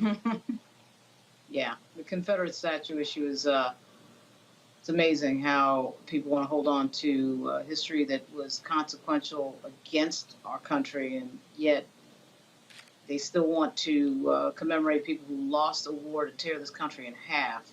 It just doesn't make any sense to me. But, as you know, in Virginia, they took down the Robert E. Lee statue, which I frankly thought would never fall, in Richmond less than 2 months ago. And it's incredible to see what people hang on to the past, what part of the past people want to hang on to, what part of the present that they choose to ignore, which is that this country is just becoming more diverse, and I think a lot of people are having a great deal of trouble confronting that reality. No, they are, Xavier, and I keep telling people, you know what? I don't really give a damn about your feelings. You want to try to uphold and keep white supremacy, yeah, I think we're going to have a problem. Yeah, I think it's interesting that we have a country where over half the states have attempted to pass legislation banning teaching critical race theory or teaching of the historical impact of slavery on modern times, but they want to hold on to Confederate statues. And that were based not on the actual history itself, but preserving some sort of terrorism for a marching equality for black people. And so I think that we have a narrative where people want to be able to sell a false story about what America is or what it has been and what they want it to be. We see this playing out right now in January 6th. That was the opposition to black votes, and 60% of Republicans supporting the big lie because black people put Joe Biden in office. I think that as long as there's one group of America attempting to try to tell a story about what America was and what it is, we're going to continue to see issues like this. And it's really good that this has happened, especially in an area where black people weren't as welcome before. Well, I mean, on that particular point, again, it's understanding our histories, understanding how we got to this point.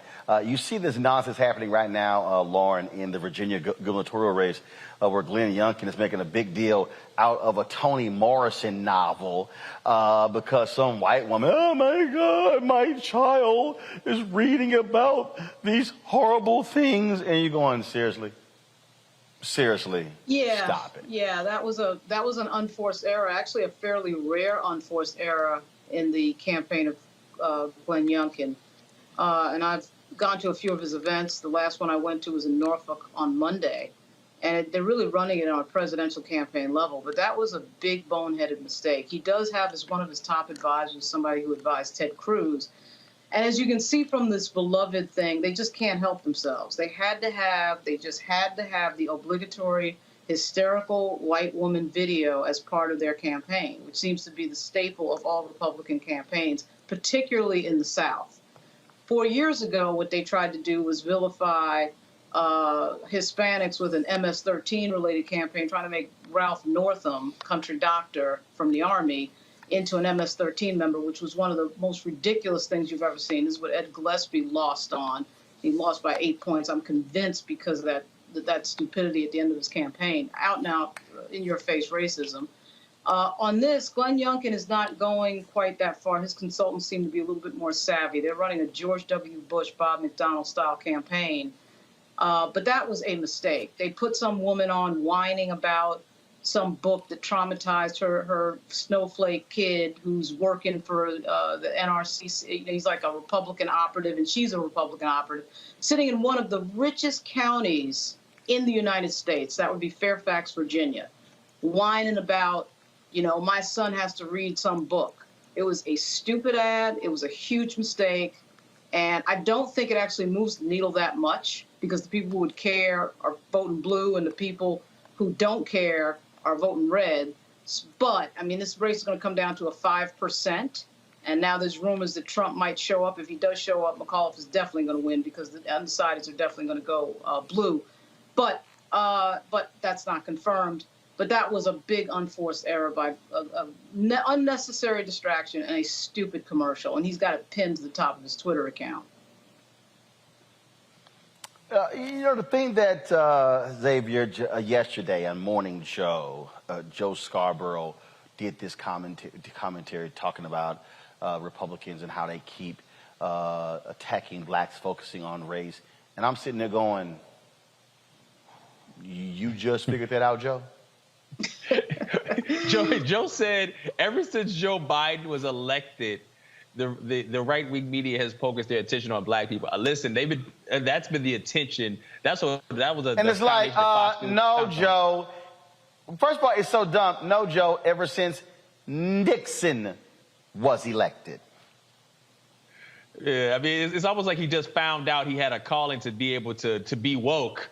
And when he finally, maybe people are tuning in to watch the show. I mean, because it's clear as day what's going on, and it's clear it's been going on for a while. When Republicans want to seize power, the boogeyman is the black man. That's this is old as this country has been around as long as this has been since black folks been free in this country. That's been the tool of weaponized racism since the Civil War. Lauren, I really did get a kick out of Joe Scarborough, this revelation. It was like, oh my God, what Republicans are doing? They're attacking black people. Yeah. I mean, I don't understand. Joe Scarborough is from Florida. He was a member of Congress from Florida, conservative. And from time to time, he does say things on the air which would, obviously acknowledge that there's a racial component in so much of our politics and so much of our history. And then at other times, he says something boneheaded like that. I'm not sure what is so, hard to remember about George Wallace's famous quote, which I won't completely say on the air, about not being out N-worded. And what is so hard to remember about Lee Atwater, who's that's basically modern politics. We're not going back to the Civil War era. I mean, we're just talking about really the last 50, 55, 60 years. And so Joe Scarborough should be able to remember that history. It is Lee Atwater. It's the Southern Strategy. It's Barry Goldwater. They always do this in these campaigns. And, of course, with Donald Trump sitting around, it's getting more brazen. This idea of, I mean, really ever since, if you go back, ever since George Wallace's run for the presidency, we can point to the specific moment in campaigns where black people are used as the scare tactic to make white people vote Republican. Okay, so, I mean, obviously Ronald Reagan had the welfare queen thing. And, I mean, we see it certainly on the state level all the time in these races. We're going to see it. I was surprised, actually, we saw it in Virginia this round because Youngkin's people have been very careful about what they've been doing. But it's like they can't help themselves. They always think that they've got to get white people scared to come out and vote. And they're so not willing. No. They do. Yeah, I mean, it's amazing that they just cannot do it. Just one cycle, they can't get away from it, and they run this ad with this woman, which I just thought it was ridiculous. This woman is not some housewife sitting around that they just happen to find. They did have another commercial of a white female Democrat who voted for McAuliffe the first time when he was governor in 2013 to 2017 that's voting Republican. This is not some person from nowhere. This is a Republican operative.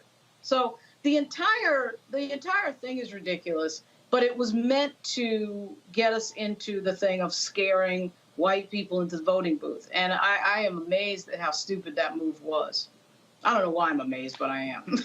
For this particular Well, that's driven by the fact that, they're targeting the improper narrative about children, scaring moms and kids. They're teaching, kids to be afraid and not to be uncomfortable. And that's the narrative of using the boogeyman of critical race theory being taught, which is taught in universities and higher education and not in schools, and instead of real education in terms of America's history, in terms of racism. But that's a whole other topic.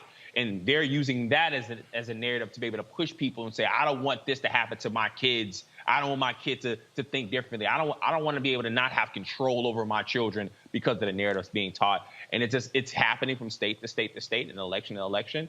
And that's now the tactic to be being used to be put in office now.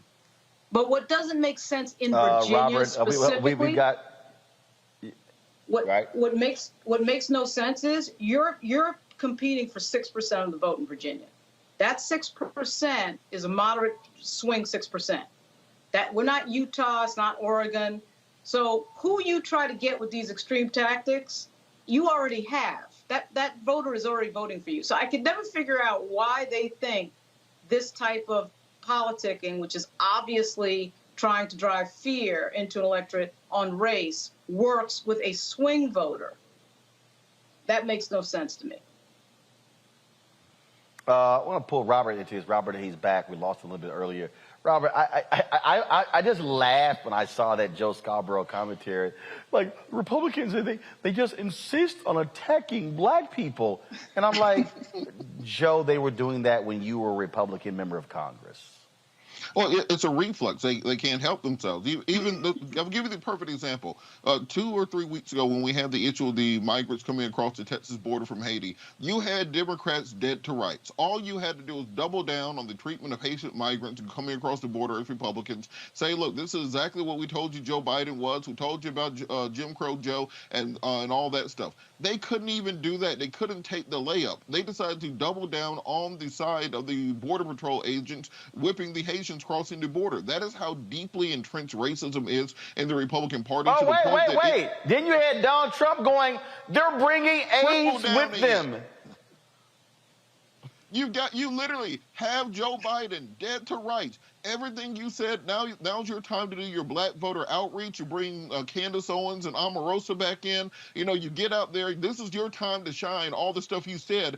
And they blew the layup, and then Donald Trump tripled down on the racism. It is part and parcel. It's to the point now for Republicans that any criticism of white supremacy is seen as being a criticism of Republicans and of America itself. So the fact that, as it was mentioned in the Virginia race, where the mother is saying she's afraid because her son read Beloved, or they're now claiming that a transgender student assaulted a girl in a bathroom at a school in Virginia, and this is proof that Terry McAuliffe's policies are too liberal, causing children. They're literally willing to take the sexual assault of a child as a political issue in order to gain points, because Republicans do not do voter registration. Republicans do not do ground game. They do not talk to young voters. They do not talk to minority voters. So all they can count on is maximum turnout from scared old white people, because the blacks and the gays and the Mexicans are coming, and they have to do something about it. But as Lindsey Graham said a long time ago, they're not enough old white men aren't being born day by day to keep the Republican Party afloat, and that's why it's so important to get that kind of federal legislation in place,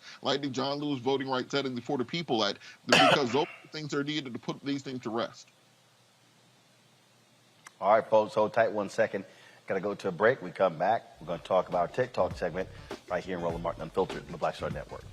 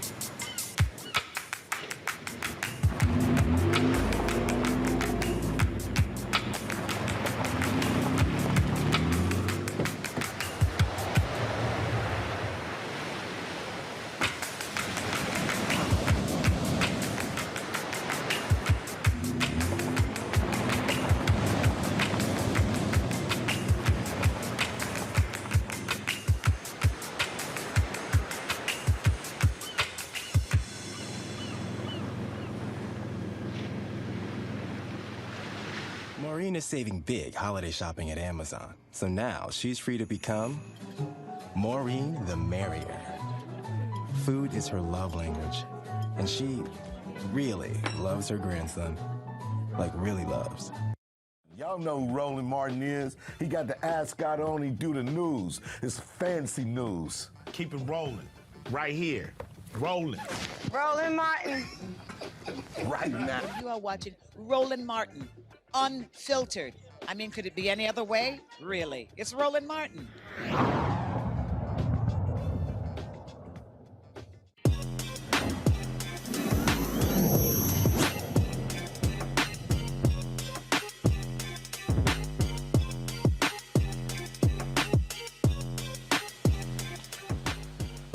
All right, it's a whole bunch of y'all ain't got no idea how in the hell how to use these devices. Something goes wrong, you can't get it fixed, you don't know what to do. Well, there's an app called the Fixed app. Joining us right now and talking about it is the CEO about this, Luke Cooper. They're, of course, they're out of Baltimore. So, Luke, how did you do this mobile on demand? So explain how it works, because trust me, there are a lot of people, they don't want to go to the Apple store. You got other people got Samsung phones. They don't know what in the hell to do. Something happens. They don't know who to call. You call places now. You're talking to somebody in another country. And then, of course, you're confused. I mean, it's just drama. So exactly what is the fixed app? Great question. It's great to be with you today, too, Roland. Yeah, the Fix app came into inception when I dropped my phone on a bus in Boulder. I was there doing a Tech Stars program, and everyone around me had the same reaction. Fortunately, I was in Boulder, Colorado, where people were a little less biased, right? And I could walk around the bus and ask questions. And when I started to ask people why they had the same reaction, it was all because of the complexity, the expense, the inconvenience of going to the Apple Store. A lot of people don't know this, Roland, but there are 50,000 daily Genius Bar requests, but there are only like 400 Apple stores. So when I started to think about that math, it just made sense to offer this service to customers. Now the company is owned by Assurant, and I'm excited about the next phase of growth with it. But it does exactly what you described it to do, which is get your phone back in your hands, very, very quickly. Okay, so how does it work? Meaning, okay, if something happens right now, okay, do they come to me to fix it? I mean, so walk me through the process. Yeah, that's exactly right. So you sign up so Fix doesn't serve individuals. We serve large scale enterprises. When I started the company, we were initially going after consumers, but we saw that was a very expensive proposition. And so we pivoted and began to focus on big companies. And when we started to focus on big companies, we saw our success just scale, and we grew revenue 400% year over year. I raised $7 million, including a $3.5 million Series A, hired roughly 80 people. A lot of them didn't look like me, and that was also a challenge, right? Showing up as your whole self in scenarios where people are just getting accustomed to the idea of having a black boss, black CEO, or black manager, or anything. But the whole premise behind the mobile app and the website that drives the service is essentially that you give us a list of all your physical assets, and we bring our technicians, one of our 1,500 technicians around the globe, to you in 4 hours or less based on information that we're reading from the device. So when you break it, you are punching in several bits of information, which automatically comes into our portal and pushes out a dispatch to one of our technicians. One of those technicians arrives at your door. They're friendly. You have all this information sort of sent to you via email, website. You can track it on the website. You can track it in your phone if it's not severely damaged. And then when that technician gets on site, they're repairing your phone, replacing it in less than 4 hours. We're super excited about the growth of this company. And in the very near term, a lot of consumers are going to be able to have access to it as well. All right, questions from my panel. Let's see, who is the most, I would think, technically challenged person on the panel? It's probably Robert. Thank you so much. So I did have a question. What do you think right to repair laws would have on the impact will that have on consumers for people who may actually want to learn how to actually fix their own devices? Or do you think it's best to have a technician like yourself or someone trained like you before you mess up your actual device further than you can actually ever get it fixed? Yeah, no, it's a great question. We definitely dealt with that.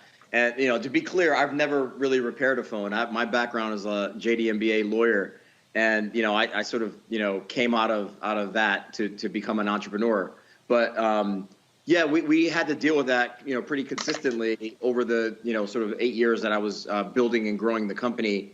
I think right to repair laws will remediate to some extent. I think that we heard a lot of sort of news right to repair laws in the last like 2 or 3 years, and a lot of that was driven in the market by OEMs like Apple and others that wanted to, sort of control the supply chain for, physical assets around the devices and parts around the devices. What we've seen in the last year or so is that Apple sort of backed away from that because of all the pushback they've gotten in these individual states about the right to repair laws. I mean, I think the other part of it too is that people have a right to work and create a life for themselves. And, I'm proud of the fact that we were able to create such an incredible opportunity for so many people to support their families and their everyday lives with, you know, the work that they were able to get from us. So, you know, I think the right to repair laws will continue to subside over the, you know, coming near term, but, you know, we'll wait and see. All right, then, let's see. Lauren. How much of your business is impacted by the fact that, you know, typically when I have some sort of tech problem, I find myself on YouTube trying to fix it, trying to get the instructions on YouTube. And I would say probably 90% of the time that works, even if I don't know quite what I'm doing. So I was wondering how much of your business is impacted by the fact that so much of the information to fix things is sort of free. Yeah, no, you're absolutely right, which is what we noticed in 2014 when we started the company. You know, individual consumers had lots of options. Like if the Apple Store didn't have an option for you, you could go to YouTube, you could buy a part on eBay, and you could try to fix it yourself. You could go into you know, a retail establishment that does phone repair and get it repaired there. There are a lot of options, and so we chose intentionally not to focus on consumers after the first year, and we instead pivoted it to businesses. Because think about this, Lauren, if you are a one of 15,000 employees at a big company, and you are moving throughout the day and your cell phone breaks or your smart device has some challenge, you know, you taking 20, 30, 40 minutes out of your day to go figure that out on YouTube, you know, multiplied across, you know, thousands of employees is detrimental to business. It kills your productivity, has all kinds of negative consequences. And quite frankly, all the IT organization, the folks that work in the IT organization are tracked on these metrics. You know, they want to get you back up and running and productive as quickly as they can. And so when we saw that trend happening, we began to focus on large scale companies, and, you know, again, grew revenue 400% year over year, acquiring companies like Home Depot, Carlisle Group, T. Rowe Price, and others. Xavier? Yeah, Luke, I know you talked about the consumer side being more of an expensive proposition, but as you've been able to raise more and more money, I mean, what is Fix It eventually becoming the Uber of getting your phone fixed and becoming, and after you acquire more money? Yeah, no, it's a problem. So just to be clear, I sold the company in 2020, in August of 2020. I'm one of 3 Black founders to reach a 9-figure exit after raising more than $1 million in the whole country. I'm the first Black tech entrepreneur in the state of Maryland and city of Baltimore that's ever done that as well. And I mean, that alone speaks to the problem, right? And you're right, I raised $6.5 million, and raising money, you know, certainly was a challenge for us over the 8 years that we were hustling. But when you look at our cohort, right, the group of founders that were, you know, working on similar ideas or similar products that were indirectly competitive with us, they raised $450 million compared to my 7, right?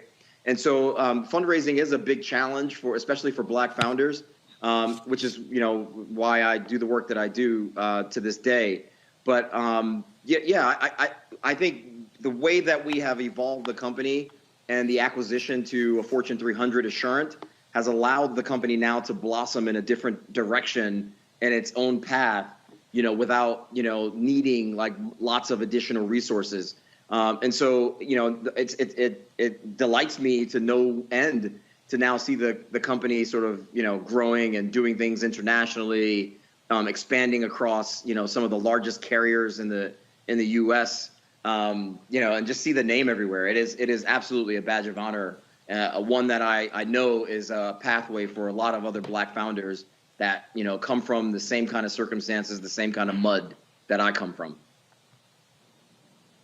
All right, then. Luke Cooper, CEO of Fix It app. We certainly appreciate it, man. Thanks a lot. And keep up the great work. Thank you. All right, folks, going to a break. We come back. The actress, Kay Singleton, she talks about, not just acting, a show called Covenant that she created. That's next. Roland Martin Unfiltered, right here on the Black Star Network.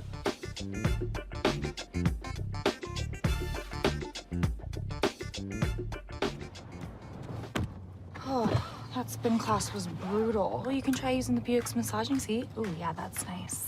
Can I use Apple CarPlay to put some music on? Sure. It's wireless. Pick something we all like. Okay, hold on. What's your Buick's Wi-Fi password? Buick Envision 2021. Oh, you should pick something stronger. That's really predictable. That's a really tight spot. Don't worry, I used to hate parallel parking. Me too. Hey. Really outdid yourself. Yes, we did. The all-new Buick Envision, an SUV built around you, all of you. Once upon a time, there lived a princess with really long hair who was waiting for a prince to come save her. But really, who has time for that? Let's go. Feeling myself. I'm feeling She ordered herself a ladder with Prime one-day delivery, and she was out of there. I want some hood girls looking back at it and a good girl in my tax bracket. Now, her hairdressing empire is killing it. And the prince, well, who cares? Prime changed everything. But I'm back at it and I'm feeling myself. What's up, y'all? I'm Will Packer. I'm Chrisette Michelle. Hi, I'm Chaley Rose, and you're watching Roland Martin Unfiltered.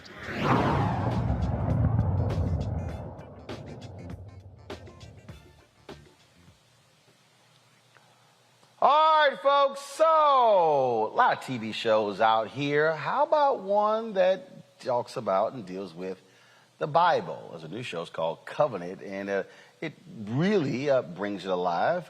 Here is a peek into what the show is about. I think we should get a surrogate. If God wants us to have a baby, we'll have a baby. Now, are you pushing to have this baby because you want to have one? Or are you scared to lose your husband? That was so long ago. Does it matter how long ago it was? Seems like you two have been dating for a while. I'm not used to moving this fast either. Feels right. So right. To the Whitfields. I need someone who's going to take this company into the future. Everything's gonna be okay. I'm here for you. Your daddy had a bit of a scare. A scare? He had a heart attack. Here's the key. We have to keep moving forward. We cannot afford not to speak to discrimination and racism. Some guy did a hate speech. It started a riot. A lot of the kids started fighting each other. What the fuck is going on at that school? I'm wondering, Mr. McVeigh, do you take any responsibility for this?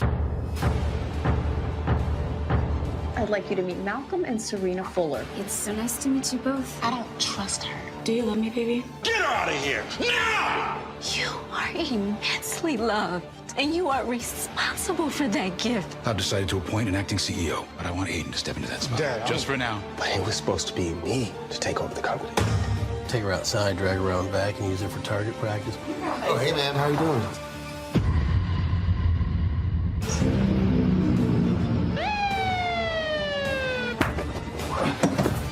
Are you what? We're here to hold you accountable, and you will be judged. All right, the founder of Kay Singleton, she joins us right now. Kay, how you doing? I'm good. How are you? Happy to be here. All right, so when you and I sat down out at the YouTube Black Summit in Atlanta, 2019, you were talking about writing, want to do your own show, not just acting, and the culmination of this, getting the green light for Covenant. But what's interesting is that, again, I purposely set it up that way. When people talk about, you know, this is a biblical show, I know people were thinking, oh my goodness, here come people wearing sackcloth, Right. and folks walking around Africa. But no, so explain why you wanted to take these stories of the Bible, but give it a real life modern day twist. And exactly what you said, Roland. So many times we think we're going to see a show about a biblical backdrop, or if it's a faith-based show, we're going to see the sandals and the sackcloth, and we're going to hear them really talking about Bible verses the whole time and not see anything that's really poignant to what's going on right now in 2021. And because I wanted to appeal to all kinds of audiences, whether you went to church or whether you don't go to church, whether you know the Bible or not, I wanted everybody to be able to enjoy something. And I wanted to appeal to millennials, Generation X, Y, Z, everyone. And so in order to do that, I needed something that was timely, that was thrilling, that was suspenseful. And I wanted to put it in a time and then things that we actually go through every single day, whether it's infertility, which was in the first story, The Promise, whether it's the virus that is going on in the second story, The Vow, generational curses is in the third story, and the fourth story, oh my goodness, it touches on conspiracy theories and race issues and white supremacy. So it's just, we get into it. Well, if you remove the wonderful, nice, sweet perspective, the churchy church view of Bible, I mean, we talking about brother hating brother, son turning on daddy. Let's be real clear, lots of hoeing. David, Bathsheba. I mean, look, let's call it what it is. I never forget. I had a preacher who did. He said, "Let's be clear. David was a hoe," and the whole church was like, "Oh my God." He was like, "It's biblical." It was hilarious as he talked about it, but it's just speaking truth. Like yo, it's in the book. It was plenty of drama that went on in the book. And that's why it was the perfect premise to use, to be inspired by, because they went through a lot of stuff, whether it was, like you said, cheating and infidelity and killing and all of these things. And because they went through so much, to try to put that in today's time, to me, was simple, but it was also needed so that we could see ourselves in these people and we would put a new twist on it. And I think it's resonating because so many women, they walked up to me after they saw The Promise. We did a screening for The Promise in Atlanta, and they were talking about how they went through infertility issues and in vitro and the sadness that it brought to them and how they blamed themselves and, you know, how they really wanted to be able to give their husband a child. And then when I talked to men, they were conflicted saying, yeah, I don't know if I would want to adopt. I don't know if I would feel some kind of way if my wife couldn't have kids. So it really opens the door for conversation, and that's what I love about it. And then also, if you do know the Bible story, then you can say, "Oh, I know where this was derived from," and so it all plays, and I love that about it. Where's the show airing? So it's going to come every Thursday. We drop a new episode every Thursday on All Black. You can get it on any streaming platform, whether it's YouTube, whether it's you got an iPhone, an Android, or whatever you have, a Roku, you can download the All Black app. We have a new episode every single Thursday. This Thursday, tomorrow, The Vow drops, which is a new story starring Rico Ball, Jasmine Burke, Dwayne Finley, Palmer Williams Jr., and Erica Page, and that drops tomorrow. I'm so excited to see that one and to hear what people think, because we got some really great reviews from The Promise. All right, questions from my panel. Let's see who's probably the most biblical on my panel. Xavier, I guess I'll go with you. Hi, Faye. Shout out to Brett Dismuke being associated with this show. We saw with, I know this is, you're talking about Marvel, like they have a What If show where they had some of the different storylines that seemingly were on standalone, but eventually they got tied in together. So these episodes are standalone, but will we possibly see some tying together some of these stories in an overarching narrative at some point? Let me tell you, when I say each of these stories can have their own spinoff, and because they're all set in Atlanta, Serena might know Sharif, and they might run into each other. There's so many places that these stories can go, and I'm so excited to see, like, what's the next chapter? Do I want to do a spinoff? Do I want to focus on bringing them all together in a series or keeping them separate in something else? So I'm really excited about that prospect. And then in film, too. So do they need a standalone movie? What I do know is that after people saw The Promise, they wanted to see Serena and Malcolm again. So I'm hoping that happens with every episode. Lauren. What has been like the toughest topic that you have had to address for the show? I'm sure there's been several, but what was the one that really maybe kept you up at night, or almost didn't do it but did? What would that be? I'll tell you two. Because, you know, it's hard. I'm a Pisces, very indecisive. But the first one, I think, in The Promise, because when Serena talks about, she blames herself for waiting so long, for pursuing a career and not having a child earlier. And is it my fault? Because I could have went and had a baby, but I decided to push for my career. That was a real thing that I have a fear of, because, you know, I've been putting that to the side to focus on, let me build this career, let me go after this dream. And what's going to happen if, when I'm ready, that I can't have a child? And so that, to do that scene was crazy hard, because it was something that I was going through, or I have a real fear of at the same time. And that's just me being super transparent about that. So that was one of the first things that was hard. And then the second thing that I would say is in episode 4, The Enemy, because we do touch on things that are so divisive and so polarizing when it comes to white supremacy, when it comes to race issues and Black Lives Matter and conspiracy theories and QAnon and what drives these people. I had to go into a deep dive about what makes people join these groups. Let's say like neo-Nazis, for instance. People aren't necessarily born with these kinds of ideals or beliefs, but what drives them to that? And so to get into that world, but to be able to tell a true story, but also understand their vulnerabilities and tell it in a way that I'm not, you know, demeaning one group or the other. And so I think that was difficult. But it's good. We go to the deep end of the pool, for sure. Robert. You know, there's so many stories in the mystical land of Atlanta, but what are some bridges you're not willing to cross? Are there any topics you don't think you'll be covering? You know, a couple years ago, we had a sheriff that showed up in Piedmont Park in a trench coat at midnight, things like that.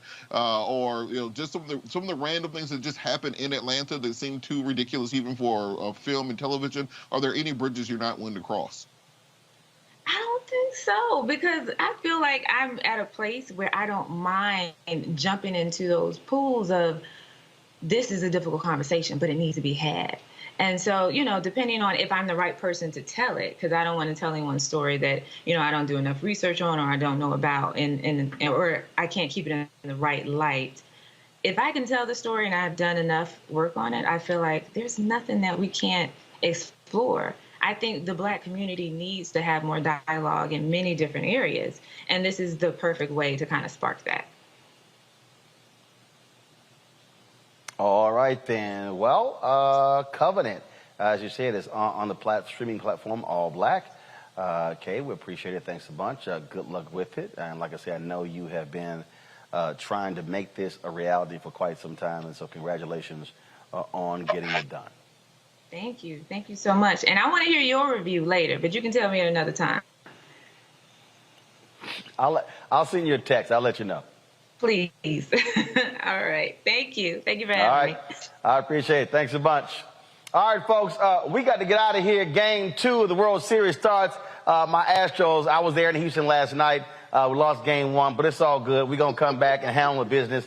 And so when the series goes to Atlanta on Friday, it'll be 1-1. Sorry for you Yankee fans. You know your team sucks. Y'all spent all that money. Say what? Look, let me tell you the best thing about the Astros. The best thing about the Astros, and the reason I do like the Astros in this moment, is that they beat the Red Sox. Okay? That's what the Astros did. That is the best. They beat the Red Sox. And they're No. We beat that. We beat that ass. That's what we did. So absolutely. Xavier, who's your team? Oh, I'm from Chicago. Xavier, who's your team? You all took out the. Well, I'm from Chicago, Roland. You all took out the White Sox. So we got the chop versus the cheaters. So just so y'all know, first of all, Chicago White Sox should never talk about anybody being cheaters. Hey, you got me on that one, Roland. There's only one team that has thrown a World Series. The Black Sox. That is correct. That was 100 years ago, Roland. No. They weren't the Black Sox. They were the White Sox. Look, I'm sorry y'all weren't good enough. So yeah, we took care of y'all. We took care of the Yankees' perennial opponent, and don't worry about it. Atlanta, we better give y'all the business as well. All right, y'all, that's it for me. I'll see y'all back in studio tomorrow. I'm back in D.C. Friday, I'm going to be in Indianapolis for the Stewart Speaker Series. I'm going to be moderating a conversation on activism. Professor Eddie Glaude, also Alicia Garza will be live streaming that right here on the Black Star Network. Also tomorrow, they've got, of course, protests taking place in D.C. dealing with voting rights legislation. We're going to be live streaming that. Poor People's Campaign, they're going to have their event. We're going to be streaming that. And, of course, Melanie Campbell, her organization, they're going to be having their event as well. We'll be live streaming that. So we always got stuff going, folks. And that's how we keep it busy, and so we appreciate it. Again, great time today. If you missed my lecture at Fisk, simply go to Black Star Network, go to our YouTube channel. You can actually see where I talked about social media influencers. So quite the interesting conversation. And so look forward to that. And so let me also say this here. If y'all want to join our Bring the Funk, first of all, download the Black Star Network app, please. All the platforms we're on, Apple TV, Android TV, Android, Apple, Roku, Samsung, Xbox, you name it, Amazon Fire, all the platforms. So get the app. In addition to that, please, we want you to support our Bring the Funk fan club. Every dollar you give goes to support this show. Cash App, $RM Unfiltered. Venmo is RM Unfiltered. PayPal is R Martin Unfiltered. Zelle is RolandSMartin.com. Roland at RolandMartinUnfiltered.com. I'll be back at Fisk on November 13th for a homecoming, day before my brother's birthday. My brother's birthday is the 13th. Mine is the 14th, so looking forward to that. And so, always good to be here, folks. I appreciate it. I will see y'all tomorrow, where the World Series will be tied 1-1 between the Astros and the Braves. Holla!